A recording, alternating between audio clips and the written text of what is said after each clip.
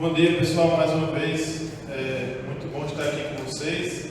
É um privilégio também poder repassar a mensagem de Deus, né? A mensagem não é minha, a mensagem não é nossa, mas é nosso Pai, para o nosso coração. Eu gostaria que você abrisse a sua Bíblia comigo no Evangelho de Mateus. Vamos ler primeiramente o capítulo 22 de Mateus. Mateus 22,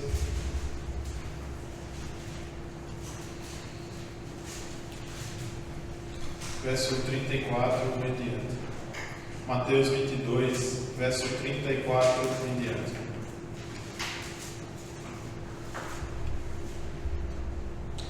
Ao ouvirem dizer que Jesus havia deixado os saduceus sem resposta, os fariseus se reuniram. Um deles, perito na lei, o pôs à prova com esta pergunta: Mestre, qual é o maior mandamento da lei? Respondeu Jesus: Ame o Senhor, o seu Deus, de todo o seu coração, de toda a sua alma e de todo o seu entendimento. Este é o primeiro e maior mandamento. E o segundo é semelhante a ele: ame o seu próximo como a si mesmo. Desses dois mandamentos dependem toda a lei e os profetas. O segundo texto que eu gostaria de ler com você é Mateus capítulo 28. Lemos agora Mateus 22 e agora Mateus capítulo 28, a partir do verso 16. Mateus 28, a partir do verso 16. Os 11 discípulos foram para a Galiléia, para o monte que Jesus lhes indicara. Quando o viram, o adoraram, mas alguns duvidaram. Então Jesus aproximou-se deles e disse: Foi-me dada toda a autoridade nos céus e na terra. Portanto, vão e façam discípulos de todas as nações, batizando-os em nome do Pai, e do Filho e do Espírito Santo, ensinando-os a obedecer a tudo o que eu lhes ordenei, e eu estarei sempre com vocês, até o fim dos tempos. Amém. Irmãos, primeiramente eu quero pedir desculpa aí aos alunos da CECRIS. A gente, nas últimas semanas, a gente teve um curso sobre pregação expositiva, está tendo, e a gente também teve sobre exegese, hermenêutica, e eu toquei muito na tecla da pregação expositiva. Está aí, ó, hipócrita, usou dois textos separados. Mas nossa pregação vai ser um pouco mais textual, devido ao tema. Mas são dois versículos que, ainda que estão separados, eles estão totalmente interligados entre eles. E por que estão interligados? Por causa do propósito da sua vida. E eu gostaria de relembrar com vocês os 5 propósitos que nós comentamos nesse retiro. Primeiro propósito: nós somos feitos para amar e agradar ao nosso Deus. Nós somos feitos para isso. Como a faca afiada é feita para cortar algo duro, nós fomos feitos, fabricados, edição limitada, para amar e agradar ao nosso Pai. Segunda coisa que nós comentamos é que nós fazemos parte da família de Deus. Deus poderia ter ficado em toda a sua glória, Deus poderia ter ficado lá na Trindade, mas Ele sentiu a necessidade de nos relacionar com Ele. E então nos acrescenta a essa família, e como diz Abraão, a gente tem que fazer parte dessa galera: Pai, Filho e Espírito Santo. Também comentamos que devemos nos tornar semelhantes ao nosso Pai. Quão necessário é que nós sejamos parecidos com Jesus Cristo. Obviamente não em aparência, mas quando olhamos no espelho, espiritualmente falando, nós devemos... O jogo dos 7 erros deve ser com o menos erros possível. Quarto ponto que nós também comentamos é que nós devemos servir a Ele com os nossos dons. Fomos chamados, fomos presenteados com os dons. Não podemos guardar eles na gaveta. Nós precisamos colocar ele em prática em nossa vida. E por fim, hoje nós comentaremos sobre o quinto, não o último propósito, mas 5 de vários outros propósitos que você e eu temos nessa vida, que é contar aos outros a respeito desse Criador. Essa é a nossa mensagem de hoje. E eu gostaria de lembrar vocês de um esporte que talvez alguns aqui conheçam, talvez outros não, mas existe um esporte nas Olimpíadas chamado pentatlo. O pentatlo, como o nome já diz, ele é composto por 5 esportes. O pentatlo ele é composto pela natação, pelo tiro, pela equitação, por correr com o cavalo, pela corrida com as pernas e com a esgrima. Luiz deve conhecer bem, né, Luiz? Mais um triatlo, né? Então, o pentatlo é uma modalidade em que você tem que ir bem nas 5 provas. Você precisa ir bem nos 5 passos daquela prova. Não adianta você ir bem na esgrima e muito mal na natação. Você não vai vencer, não vai levar a medalha e a coroa no fim da Olimpíada. Estamos se aproximando, inclusive, da Olimpíada, da Copa do Mundo. Mas o pentatlo nos faz lembrar que não adianta eu ir bem em um desses pontos, senão que eu devo trabalhar nos 5 ao mesmo tempo. E esses 2 textos, irmãos, nos compartilham uma coisa. Primeiro nós lemos o grande mandamento em Mateus 22. Depois nós lemos a grande comissão em Mateus 28. E uma coisa que me chama a atenção é que Jesus não dá uma grande sugestão para a gente. Jesus nos dá um grande mandamento e uma grande comissão. E isso tudo nos dá um grande propósito. Deus tem um propósito para você. Deus tem um propósito para essa igreja. A igreja que Ele comprou com o seu sangue. E eu gostaria de falar sobre esse propósito. Sobre esse mandamento que Jesus nos deu em Mateus 22. Sobre essa comissão, esse chamado que Deus nos deu em Mateus 28. Esses 2 textos juntos nos dá o nosso pentatlo, nos dá os 5 motivos da nossa vida. Quantas vezes nós nos pegamos nos perguntando: por que eu estou na terra? Por que eu nasci? O que é que eu estou fazendo aqui? Qual é o meu propósito? Quantas vezes nós nos debatemos tentando procurar essa resposta quando Jesus Cristo deixa claro para a gente: você foi amado, agora ame. Você foi comprado, agora busque pessoas a serem compradas pelo meu sangue. Jesus é muito simples. Jesus é massa. Estou desse lado agora, né?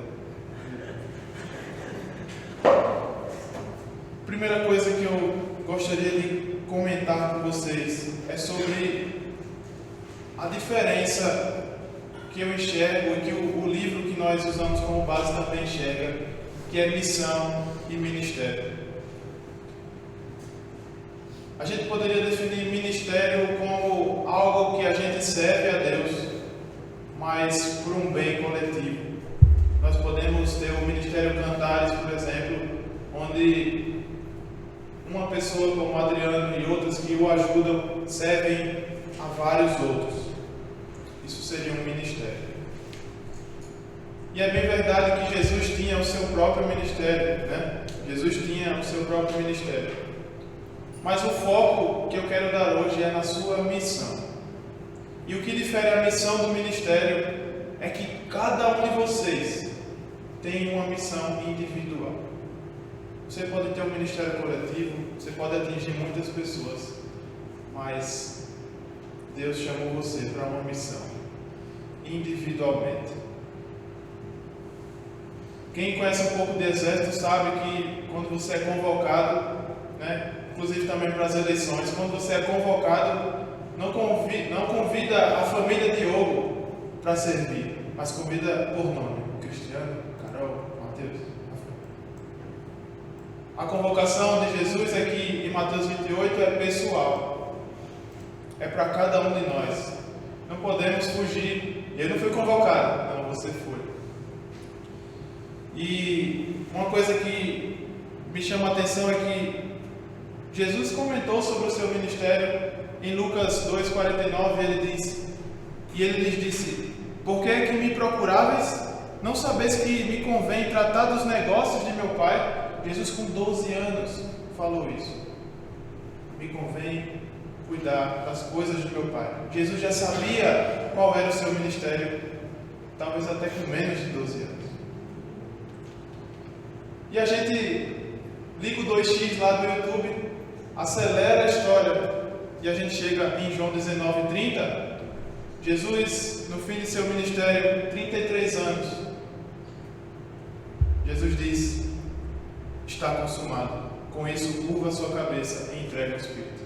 Jesus sabia qual era o seu ministério e Jesus cumpre o seu ministério. E eu quero dizer para você hoje, quero dizer para mim também, que nós temos um ministério, que nós temos uma missão.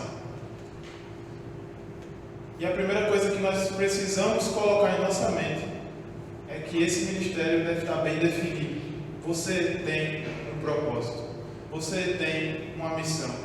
E se nós estamos conscientes de que temos a nossa missão, vamos cumprir, como Jesus fez, dos 12 aos 33. Uma coisa que o autor do livro também relata é que às vezes parece que a gente tem a cura na nossa mão. Parece às vezes que a gente tem a vacina contra o pecado e a gente guarda. E a gente coloca isso só pra gente. Ah, eu tenho a cura, eu vou usar pra mim. E a pessoa que está do meu lado está morrendo, precisando da cura. Precisa de cura bem aqui, no coração. E às vezes eu guardo essa cura. Às vezes eu morro. E eu deveria ter dado essa cura para alguém. Irmãos, algo que me chama a atenção é que nós temos a nossa geração para salvar a nossa geração. Nós não podemos mais salvar a geração de 1800 e alguma coisa. Nem poderemos salvar a geração de 2322. Nós podemos salvar a geração de hoje. E se a gente deixar isso passar, quem vai salvá-los? Quem vai pregar o Evangelho para eles? Pense nisso. Uma coisa que eu também gostaria de compartilhar com vocês, nas palavras de Paulo em 2 Coríntios 5, 17 a 18, ele diz: portanto, se alguém está em Cristo, é nova criação. Isso é feito de novo, do zero, reiniciado, formatado, nova criatura. As coisas antigas já passaram, eis que surgiram novas coisas, ou coisas novas. Tudo isso provém de Deus. Tudo é dele, por ele e para ele. Deus nos reconciliou consigo mesmo por meio de Cristo e nos deu o ministério da reconciliação. Deus chamou você para praticar esse ministério de reconciliação. E muitas pessoas precisam de cura em seus corações. Muitas pessoas precisam ser reconciliadas. Você lembra da sua vida? Você lembra de quando você decidiu que você precisava ser reconciliado? Você lembra desse dia? Pense que existem pessoas que estão aguardando ansiosamente por esse dia, o dia da reconciliação. E cabe a nós, todos, cumprir esse ministério, cumprir essa missão. Algo também que eu gostaria de compartilhar com vocês é que cumprir o nosso ministério, cumprir a nossa missão, dá sentido à vida das pessoas. Muitas pessoas não têm sentido para a vida. As pessoas caminham como zumbis, não sabem que direção vai. E cabe a gente mostrar que existe um caminho que leva à eternidade. Que existe um caminho que você vai seguir e vai viver eternamente. Você vai vencer a morte como Jesus venceu. Isso me alegra tanto. E nós podemos ter dois tipos de vida: uma vida sem propósito e uma vida com propósito. Simples. direto. Uma vida com propósito, eu apenas existo, como um zumbi. Uma vida sem propósito, eu simplesmente deixo a vida me levar e a vida leva eu. Mas uma vida com propósito, eu vivo de verdade. Quando eu tenho um propósito em minha vida, eu começo a aproveitar ela de forma verdadeira. E nós temos a consciência de que essa vida, que agora vivemos na carne, vamos viver ela eternamente. E então, uma frase que eu sei até onde está grudada essa frase aqui no local. Essa frase rasgou meu coração, essa frase me arrebentou. Como a gente disse no Nordeste, essa frase me lascou. O propósito da sua vida é muito maior do que uma realização pessoal. O propósito que Deus tem para você é muito maior do que a sua carreira profissional, do que o seu sucesso, do que ter um bom carro, uma boa casa, uma boa família. O propósito que Deus tem para você é muito maior que isso. E Cristo entendeu isso perfeitamente, desde os 12 anos pelo menos. Jesus entendia que ser carpinteiro não ia dar tanto dinheiro para ele, mas ele sabia que esse não era o propósito dele, ganhar dinheiro. Jesus sabia que o propósito dele era agradar o Pai. E aos 33 anos ele disse: está consumado, cumpri a minha missão. Você e eu somos soldados, estamos nessa batalha, fomos convocados, estamos nessa missão. E precisamos entender que essa missão é mais importante do que qualquer coisa que você possa imaginar na sua vida. Para quem gosta de filmes de super-herói, sei que tem bastante fãs aqui e conseguiram assistir o filme dos Vingadores. Esse personagem aí, de cor roxa, Thanos, em uma das cenas, ele vai precisar fazer o maior sacrifício da vida dele, o maior sacrifício que ele poderia fazer. E uma frase que ele solta, um personagem pergunta a ele: quanto lhe custou ter o seu sonho realizado? E ele diz: me custou tudo. Tudo que ele tinha de mais valioso, ele depositou para poder ter a sua realização pessoal concluída. E eu quero dizer para você, quero fazer você refletir, e a mim também: quanto custa? Quanto custa a você cumprir essa missão? Quanto vai custar? Qual o preço disso? Quanto vai custar para mim e para você cumprir essa missão?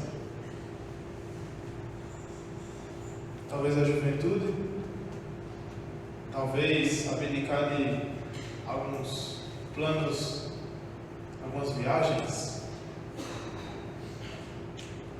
Vai lhe custar tudo. Mas saiba que isso não é a parte pior da história, que vai lhe custar tudo. Thanos morre, mas você viverá eternamente. Ainda que lhe custe tudo, Jesus chama você a viver eternamente ao seu lado. Ainda que custe tudo que você tenha, ainda que custe sua família, ainda que custe viagens, ter carro ou não, ter casa, se alimentar bem, ter uma boa roupa, Jesus lhe convida a viver eternamente. Isso não tem preço. Isso não tem preço. E então, irmãos, eu gostaria de pensar também que nós muitas vezes devemos abandonar os nossos planos e assumir os planos de Deus. Quantas vezes nós, não sei vocês, mas quantas vezes eu oro e peço para Deus abençoar uma coisa: Deus, abençoa isso que eu estou fazendo. Ao mesmo tempo que eu deveria dizer: Deus, me ajuda a fazer aquilo que o Senhor quer. Quantas vezes eu oro pedindo para Deus abençoar aquilo que eu faço, quando eu deveria orar para Deus fazer aquilo que Ele tem me abençoado a fazer. E eu até esqueci, mas vou pegar.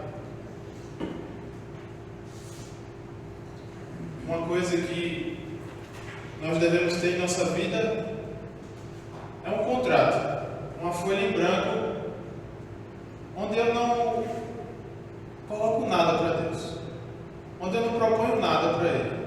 Eu simplesmente assino e confio nele e deixo Ele preencher esse contrato.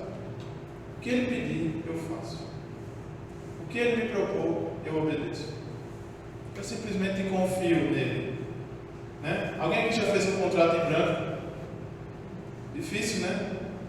Como é que você vai confiar? A pessoa pode colocar o que ela quiser aqui. O Celtinha de Breno é meu. Notebook de Breno é meu. PlayStation de Breno, quando eu morrer, é meu. É uma das coisas que eu tenho. É as únicas coisas que eu tenho de valor. É o notebook. Gabi. Isso é. Gabi.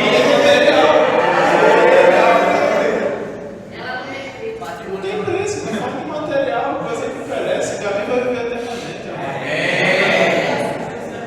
Pense nisso. Acabou do sofá hoje. Deu uma driblada aqui. Então, eu convido você a fazer isso. Não literalmente escrever. Se você quiser, fique à vontade. Mas em nossa vida, fazer um contrato em branco. Assinar esse contrato e deixar Deus preencher com o que Ele quiser. E a gente sabe que na Escritura mesmo nos diz, Ele nos diz, sua vontade é boa, perfeita e agradável. Nada do que Ele colocar nesse contrato vai me prejudicar. Irmãos, pensando sobre essa missão que Deus nos incumbe, nos chama, é um privilégio. Já pensou? Dentre tantas pessoas, quantos bilhões? Mais de 7 bilhões de pessoas no mundo, Deus chamou você, Deus me chamou para fazer parte do seu exército. É um privilégio. Não sei nem quantos por cento dá, mas é muito pouco perto de 7 bilhões. E Deus nos chama a cumprir essa missão. E você pode pensar como eu já pensei, mas eu não sei pregar. Eu não sei ensinar. Eu não sei estudar a Bíblia com as pessoas. Eu não tenho confiança em sentar com alguém. Vamos abrir o texto aqui, Filipenses capítulo. Tem gente que realmente não sente que tem essa preparação. Mas sabe uma coisa? O que Deus já fez por você já pode mudar a ideia de uma pessoa. Testemunhe. Fale o que Deus fez através de sua vida. Fale o que Deus tem feito através de sua vida. Mostre para ela o antes e o depois. Mostre para ela quem você era e o que você é hoje. Só isso vai mexer no coração da pessoa. Só isso vai fazer Deus trabalhar no coração de uma pessoa. E depois você pode apresentar o Evangelho, as boas novas, como ela pode chegar à salvação. Mas comece com o que Deus fez em sua vida, comece com o simples. Não tenha medo de falar o que Deus fez, faz e fará na sua vida. Ela vai se identificar com você. Todos nós temos problemas, todos nós temos dificuldades. E como todo bom filme de super-herói, no final o bem sempre vence o mal. Então, irmãos, voltando para o cerne da nossa mensagem, da mensagem que Deus coloca em nossos corações. Ame a Deus com todo o seu coração. Ame o seu próximo como você ama a você mesmo. Ah, eu não me amo. Aprenda a amar a você mesmo. Você vai conseguir amar os outros. Vá e faça discípulos. Eu acho interessante que nesse texto, Mateus 28, os verbos aqui parece que estão em tempos diferentes, né? Vão e façam discípulos, batizando, ensinando. E o verbo aqui, vão, na verdade, ele tem mais o sentido de indo. Aí fica confuso, né? Indo e fazendo discípulos. É isso mesmo. Não importa se você vai para Boa Vista, não importa se você vai para a Venezuela, não importa para onde você vá. Aonde você estiver, vá indo e fazendo discípulos. No seu trabalho, na sua escola, na sua faculdade, onde você estiver indo, vá fazendo discípulos. Batizando-os, sepultando pessoas, não como coveiros físicos, como coveiros espirituais, né, Luiz? Você foi o último a fazer uma cova, que eu saiba aqui. E por fim, ensinando todas as coisas. Discipulado é isso, é ensinar. E você também pode repetir como Moisés repetiu várias vezes, mas eu não sei fazer a coisa. Jesus está dizendo, eu os farei, eu farei de vocês. Vão, simplesmente vão, e é Ele que vai fazer. Quando você não se sentir capaz, lembre que é de pessoas que não se sentem capazes que Deus gosta. Moisés, eu não sei falar, é esse mesmo aqui que eu quero. Davi, eu sou pequeno, não você, você é grande. Davizinho, é esse que eu quero. É esse que eu quero para matar o gigante. E Deus escolheu você. Deus me escolheu. Deus escolhe a sua igreja para cumprir o seu propósito. Sabe qual é a única solução que Deus tem para a humanidade? A igreja. Deus não tem outro método para salvar as pessoas a não ser a igreja. E se a igreja não está indo e fazendo, pessoas estão morrendo. Nós precisamos cumprir a nossa missão. E por fim, uma frase também que lascou meu coração, rasgou ele no meio, de William James, está no livro. O melhor aproveitamento da vida consiste em gastá-la a favor de uma coisa que dure mais que a própria vida. Sabe aqueles homens que ganham o prêmio Nobel, o cara descobriu a cura de não sei o que lá? Que legal! Mas isso um dia acaba. Mas a missão que Deus nos impõe, a missão que Deus nos faz, vale mais do que a nossa própria vida. Não importa se você acha a cura para uma doença, não importa se você revoluciona a ciência, não importa se você inventa uma nova moda de corte de cabelo, nada disso é mais importante do que salvar uma vida. E, irmãos, cumprir a missão que Deus nos chamou é a coisa mais preciosa que a gente pode fazer. Gastar a nossa vida em favor de algo que dure mais do que a nossa vida não tem preço. Salvar a alma de alguém é salvar essa pessoa eternamente. Que Deus possa abençoar cada um de vocês, cada um de nós, a cumprir essa missão. Nós somos chamados, nós entendemos que fomos chamados. Agora precisamos estar indo e fazendo discípulos. Amém? Vou passar para o Adriano. Muito obrigado a todos.